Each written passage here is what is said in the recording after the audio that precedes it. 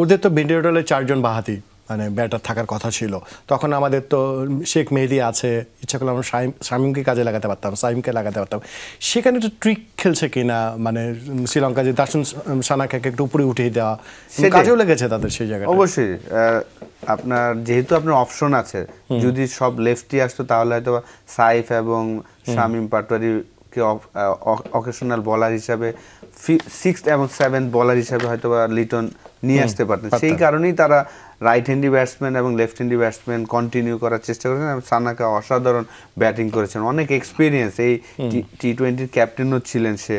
তো শ্রীলঙ্কার টিমটা কিন্তু ব্যালেন্স টিম, ডেফিনেটলি তারা চমৎকার ক্রিকেট খেলেছেন, কিন্তু এই রানটা আমার মনে হয় যে আমাদের চেস করা উচিত। এখন হাসারাঙ্গার বলটাই মেইন আমার কাছে মনে হয়। ওর 4টা ওভার যদি আমরা স্মার্ট ব্যাটিং করতে পারি,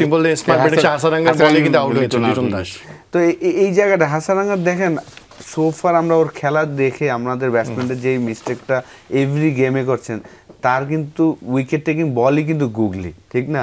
লেগ স্পিনে কিন্তু কোনো ব্যাটসম্যান আউট হয় না।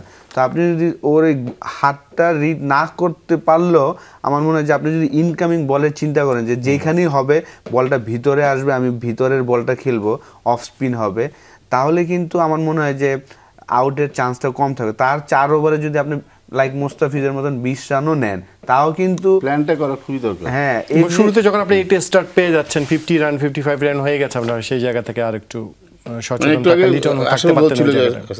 সানাকা আসলে গুগলিতে আউট হয়ে যাবে বলতে না বলতে লিটন। আসলে আমরা এই জায়গাটাই পিছিয়ে আছি যে কন্টিনিউ করে ব্যাটিংটা কন্টিনিউ করে যারা প্ল্যান করা, তাই না, অবশ্যই প্ল্যান করে এসেছে বা মিস, মানে মাইন্ডসেটটা একদম সেট করা থাকে যে আমরা এইভাবে আসবো, মানে একটু মনে হচ্ছে এই জায়গায় লিটন আমাদের ক্যাপ্টেন, সবসময় তো আমাদেরকে ভালো ব্যাটিং দেন, বাট এই জায়গাগুলি আমরা আসলে শুধু লিটন না, আমরা যারা ব্যাটাররা আছি এই জায়গাগুলি আমাদের আসলে কীভাবে কন্টিনিউ করতে হবে সেই। দেখেন আপনার আফগানিস্তানের ম্যাচও যদি দেখেন যে 10 ওভারে আমাদের 87 ফর 1 or 2 ছিল, সেই জায়গা থেকে লাস্ট 10 ওভার আমরা মাত্র 67 করেছি।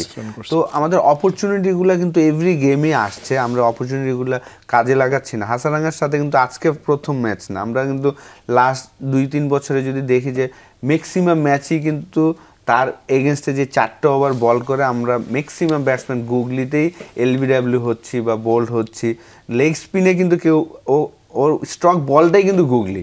তো আমরা যখন খেলতাম আমরা কিন্তু মুরালি ধরনকে একটা প্ল্যান করতাম যে তার 10 ওভার, যেহেতু আমাদের টি20 কম ছিল, যে 10 ওভার আমরা 30 রান করব, উইকেট হয়তো বা ম্যাক্সিমাম একটা দেওয়ার চেষ্টা করব। ডেফিনেটলি এইখানেও এই প্ল্যান করছেন, কিন্তু এভরিডে আমরা মিস করছি, হাসারাঙ্গার এই স্ট্রেট বলে আমরা আউট হয়ে যাচ্ছি, এটা আসলে দুঃখজনক।